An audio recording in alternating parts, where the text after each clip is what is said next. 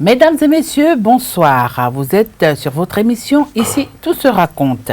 L'infidélité est considérée comme étant le pire des gestes qu'un homme puisse faire à l'endroit de sa bien-aimée.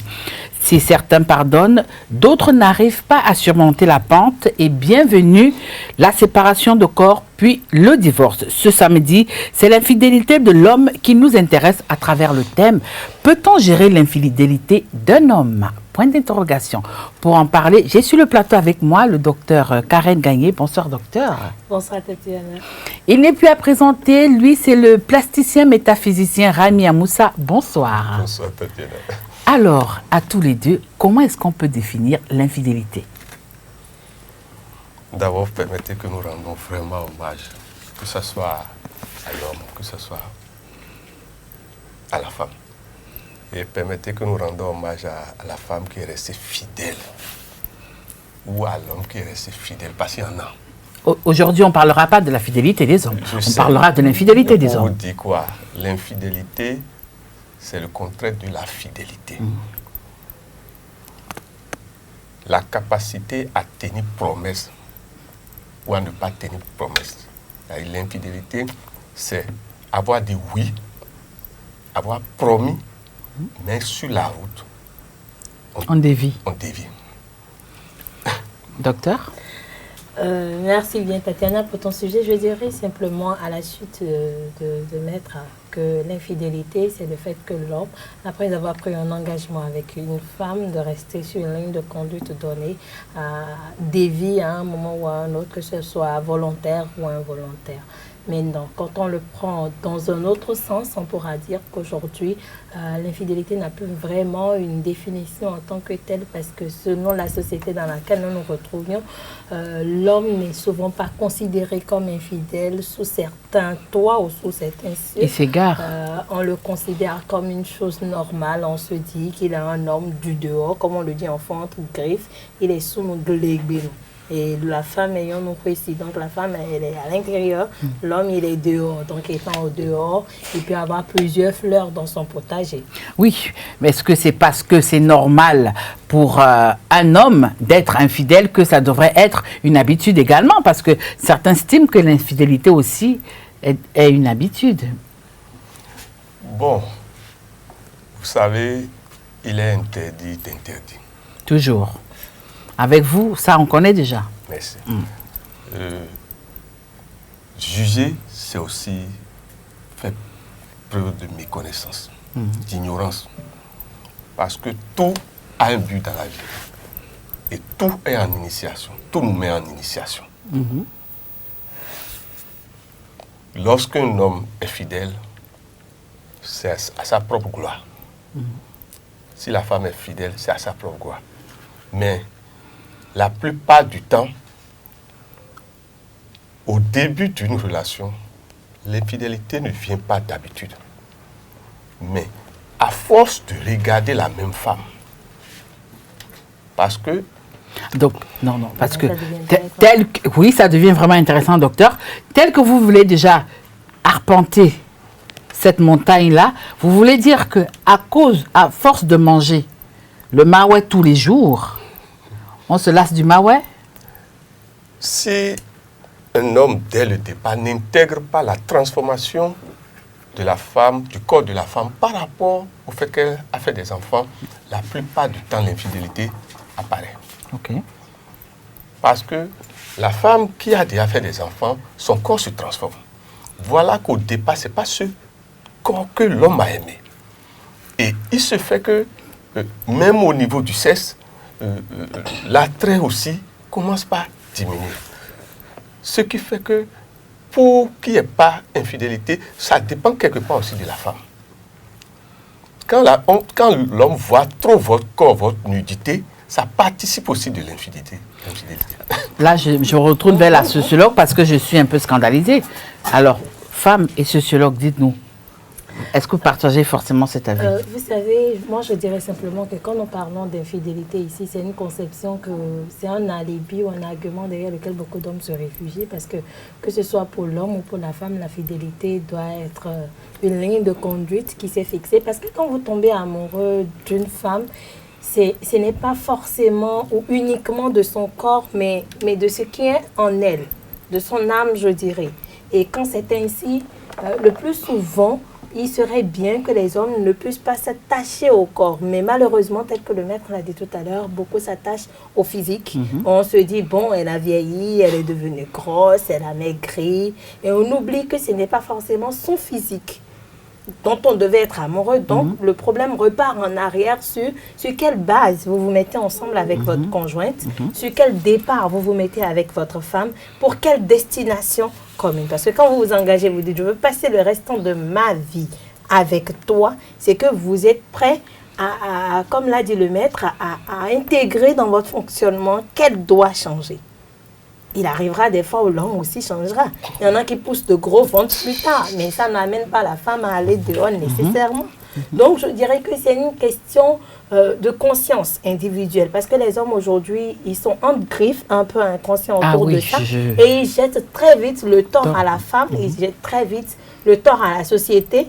Quand une autre femme passe, tu n'es pas obligé de la regarder jusqu'à la mettre dans ton lit. Et quand ça arrive, on se dit c'est normal, c'est naturel. Donc, ce n'est pas parce que la femme a grossi. Ce n'est pas de sa faute si elle grossit, c'est la maternité. Et c'est toi, l'homme, qui l'a conduit à ça. Donc, tu ne peux pas détourner ton regard et justifier ton infidélité par ça. Donc, je dirais tout simplement que c'est un manque de sérieux de la part des hommes si on s'engage sur cette honte-là pour dire parce qu'elle a changé de corps, parce qu'elle a vieilli, parce qu'elle a maigri. Alors que quand on vieillit, on se bonifie comme du bon vin, quoi. J'irai dehors, je dirais que c'est une fausse excuse. Il est temps qu'ils assument pleinement. Juste à côté de cela, il y en a qui estiment et pensent même que l'infidélité est une chance pour le couple. Là, je vais poser la question à l'homme et je vais poser la question au métaphysicien. Je voudrais d'abord que le métaphysicien puisse me répondre avant que l'homme ne vienne me répondre. Vous savez, si on doit aller plus loin, ça va choquer les gens, mais c'est la vérité. C'est ça, c'est le but de l'émission. L'infidélité aussi est karmique. Hein? Ça devient très intéressant. Vous savez, quand vous prenez, il y a des signes astrologiques qui sont naturellement, potentiellement infidèles. C'est que deux signes, hein, juste deux signes. Leur production de sperme est telle que ça les dérange. Doit couler tout le temps. Okay. Vous verrez qu'il y a des signes astrologiques qui sont comme à l'image du bouc. Le bélier. Merci. C'est pour vous dire quoi. Si vous ne savez pas consciemment les défauts de l'homme ou de la femme qui est devant vous, quand ça va commencer à s'exprimer, vous allez dire fidélité. Tout n'est pas infidélité. Il y en a qui ne peuvent pas gérer une seule femme. Et il y en a des femmes aussi qui ne peuvent pas gérer un seul homme. Parce que leur sein est configuré et nous concluons quoi. C'est-à-dire, leurs yeux marchandent. Okay. Et il y a des signes. L'ambition est telle que l'ambition les pousse même à ne plus considérer quoi que ce soit. Quand elles veulent quelque chose, elles sont prêtes à utiliser tous les moyens. Ce n'est pas seulement un problème d'infidélité, il y a aussi le problème d'ambition. Mais au-delà de ça, il y a des signes, par exemple les signes de feu. Vous verrez que par rapport à chaque signe, les signes de feu aiment le vite et le bien. Je ne sais pas si vous suivez. Le bien fait, le propre et le rapide. C'est rapide. Mais quand vous prenez un signe de terre, c'est le contraire. Et supposons maintenant que les deux là se rencontrent dans un couple. Vous voyez, il y aura un problème. Si la femme ne s'est pas fait, à un moment donné, elle va dire, mais et elle peut maintenant aller chercher quelqu'un. Puisque parfois, on peut accepter, mais pour combien, pour quelle limite? Donc il y a les problèmes de compatibilité astrologique ou des nombres qui jouent. Alors là maintenant, c'est l'homme qui me répond. Hein. Est-ce que l'infidélité peut être considérée comme une chance pour le couple? Moi je dis, les gens peuvent me critiquer, mais il faut mener un bon couple d'abord pendant un temps. Nous voulons faire tel nombre d'enfants. Quand vous avez fini, il ne faut plus en vouloir à la femme pour l'infidélité ou à l'homme pour l'infidélité. Parce que la monotonie finit par tout détruire. Parfois, il faut laisser les gens aller en vacances pour la stabilité du couple. Alors, il y a la sociologue qui est en train de sourire. Est-ce que vous êtes forcément d'accord qu'il faut aller en vacances sexuellement parlant? Aller en vacances sexuellement parlant...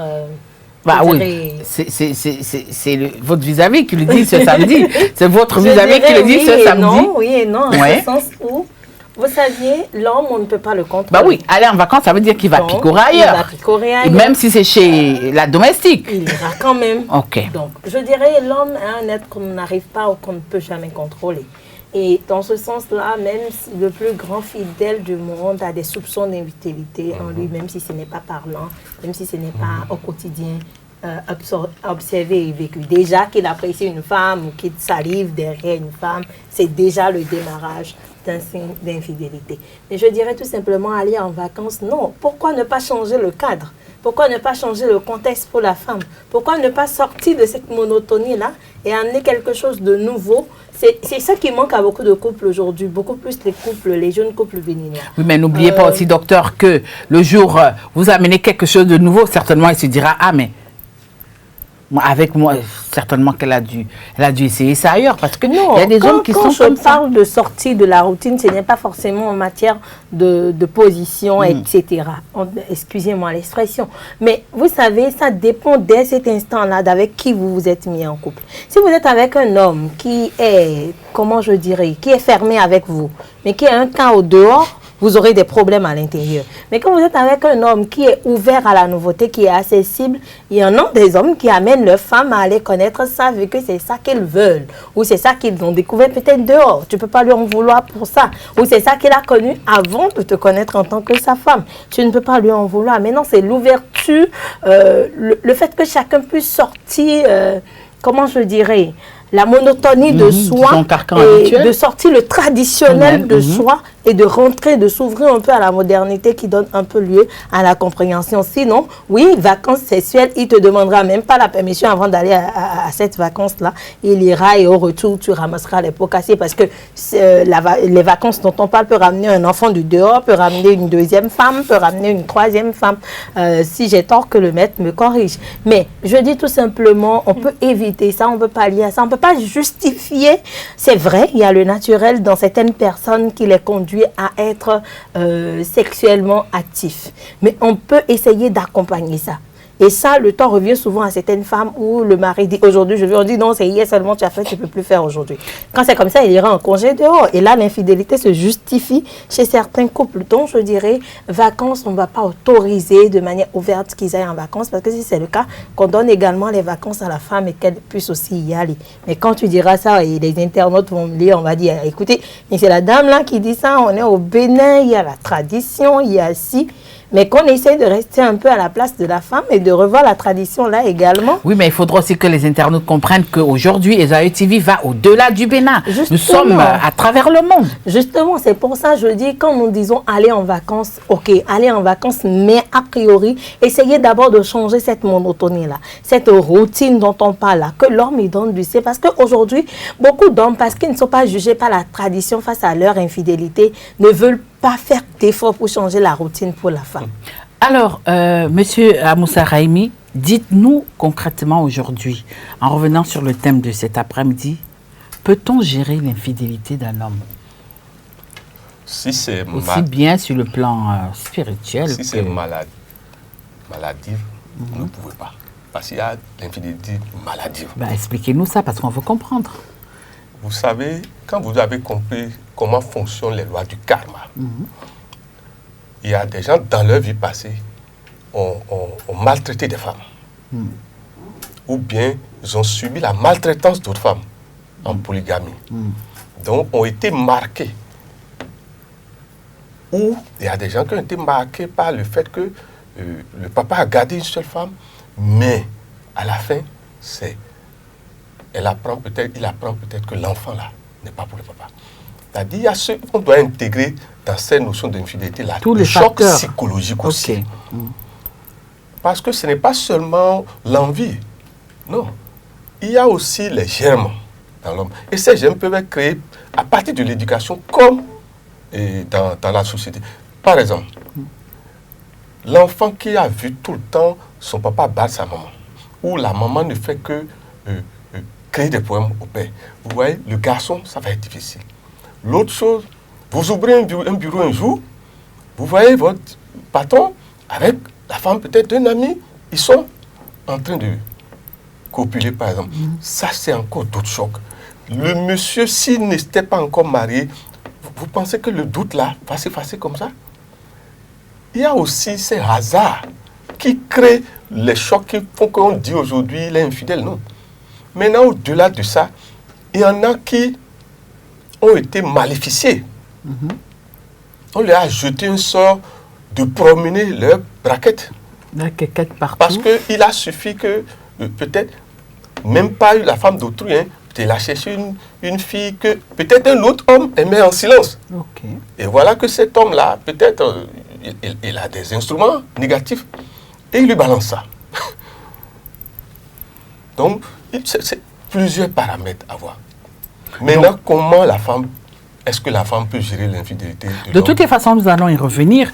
Là, je vais permettre aussi à la sociologue de nous dire si c'est possible de gérer l'infidélité de l'homme. Elle est sociologue et puis elle est femme. Chers internautes, vous comprenez qu'elle est là avec une double casquette. Elle pourra mieux nous expliquer cela. Merci Tatiana. Je dirais, oui, il est possible de gérer l'infidélité d'un homme si ce niveau d'infidélité n'est pas encore au summum. Au summum en ce sens où je rejoins la position du maître qui parle d'aspects spirituels liés à son infidélité. Mais le plus souvent, c'est la volonté arbitraire des hommes qui les pousse. C'est la gourmandise non canalisée qui les amène à être tout le temps dehors. Parce que quand on voit tout le monde passer, on veut grimper là-dessus, on veut voir ce que c'est, on veut connaître ce qui est sous sa jupe. Ou bien, on veut... Il y a des hommes que j'ai croisés qui disent qu'ils aiment être dominateurs. Donc, dans leur environnement, toutes les femmes qui sont là, ils doivent coucher avec pour avoir la même mise sur elles. Pardon. Et cela fait qu'à n'importe quel moment où ils auront besoin d'elles, elles pourront répondre présentes à leur offre ou à leur demande. Et c'est pour ça que leur braguette est ouverte dans cet environnement-là. Et quand nous revenons à la gestion de l'infidélité, je pourrais dire oui, on peut arriver à gérer, mais à gérer avec une intelligence hors pair. L'intelligence hors pair en ce sens où quand un homme est infidèle et toi, la femme, tu soupçonnes et tu l'accuses, c'est maintenant tu le renvoies dehors. Mais quand tu es infidèle et tu sais, et tu charges tes armes à l'intérieur pour combattre le dehors, là, tu t'en sors. Même s'il ne finit pas à 100%, il réduit le pourcentage. Oui, mais dites-moi, tous les deux, est-ce que vous croyez que c'est facile de redresser un rotin qui est déjà tordu? Moi, ce que je vais conseiller à nous tous là, c'est de tricher réellement en cachette. Bon, revenez un peu en arrière, vous dites. De tricher réellement. On dit chez nous ce que les yeux n'ont pas vu là, ce que les oreilles n'ont pas entendu là. Le cœur n'est pas en colère pour ça. Il faut respecter son vis-à-vis en ne montrant pas tout. En faisant tout pour que la personne ne soupçonne pas. Parce que c'est aussi une forme de faire souffrir son vis-à-vis. Quand on sait, on souffre. Et quand on sait, le foyer potentiellement commence pas à se fissurer. Parce que, excusez-moi, on dit on pardonne.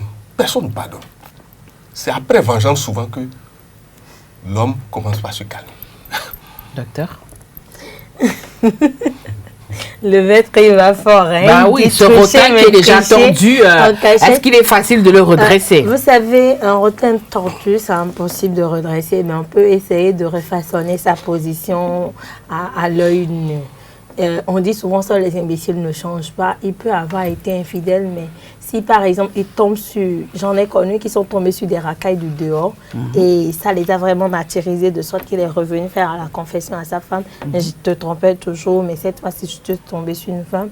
La femme me dit, elle veut déménager, venir rester avec nous et te garder, et toi et moi à la fois. Et cette histoire est allée jusqu'au commissariat pour être réglée parce que la dame l'accelait pratiquement tous les jours pour qu'il puisse lui faire l'amour. Tous les jours.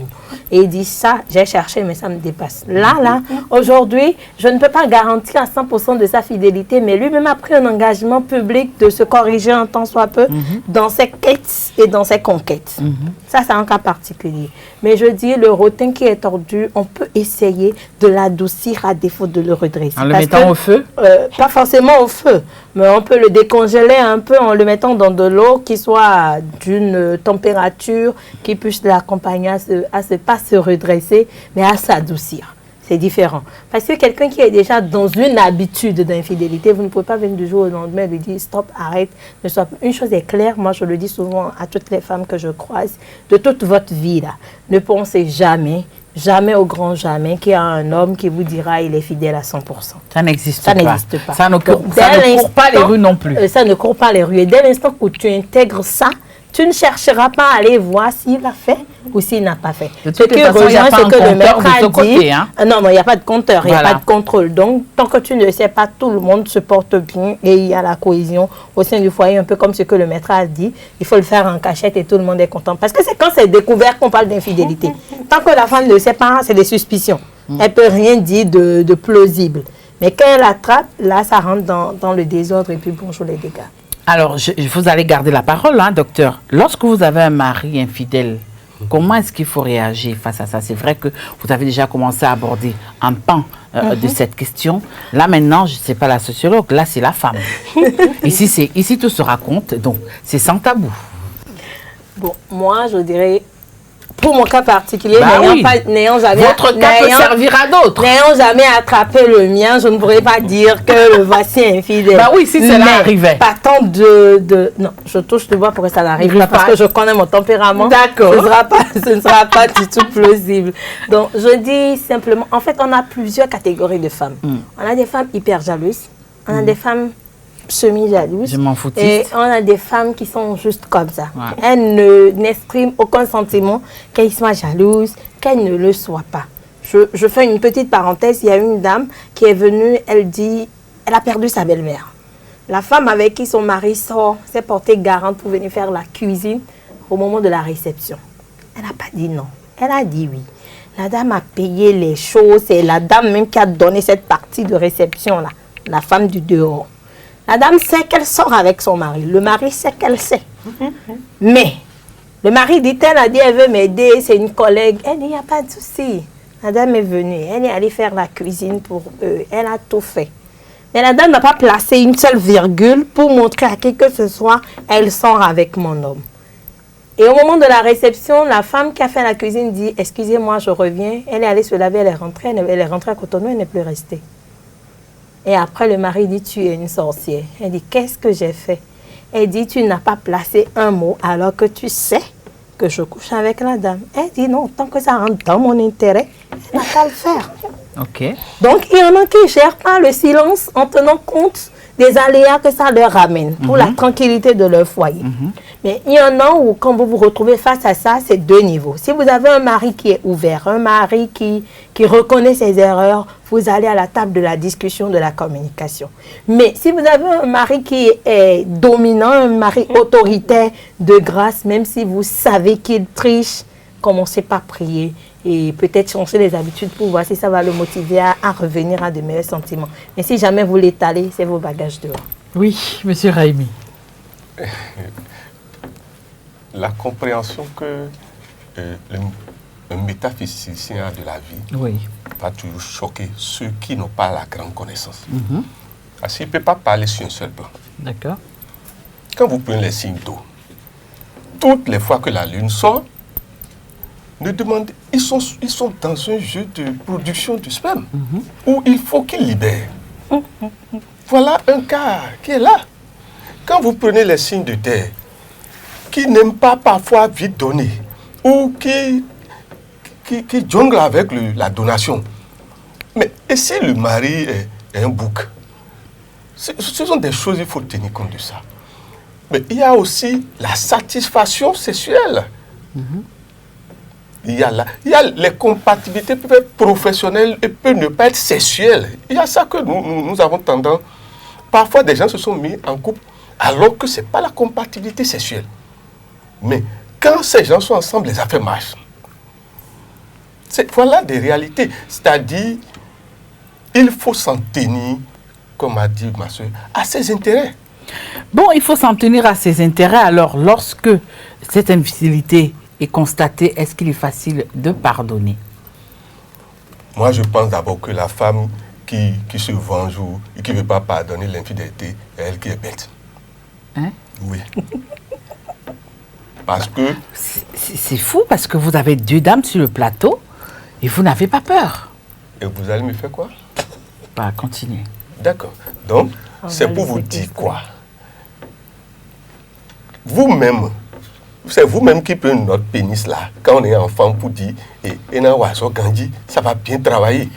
Quand vous disiez ça pour un seul homme. C'est ça, après, quand vous grandissez seulement, vous dites que pourquoi il va aller dehors. Aucune femme, aucun homme n'est à une seule femme. C'est des histoires. Docteur, est-ce qu'il est facile de pardonner? Moi, je dirais pas facile, mais il faut quand même le faire. Parce que quand nous jouons au sentimentaliste, vous allez perdre votre foyer. Parce que si vous ne pardonnez pas l'infidélité de votre homme, c'est que vous resterez dans une position qui le poussera beaucoup plus dehors dans les bras d'une autre. C'est vrai que c'est difficile. Mais chacun n'a qu'à faire son mea culpa, pardonner, reprendre son mari et reprendre le cheminement pour la fin. Voilà, chacun n'a qu'à faire son mea culpa et reprendre le chemin de sa vie. C'est avec cette phrase de la sociologue Karel Gagné que nous mettons en terme à notre émission de cet après-midi. Peut-on gérer l'infidélité d'un homme? C'était le sujet de cette émission. Ici, tout se raconte. Nos invités, Moussa Raimi, métaphysicien plasticien. Merci. Merci, Tatiana. Docteur Karel Gagné, sociologue. Merci. Merci, Tatiana.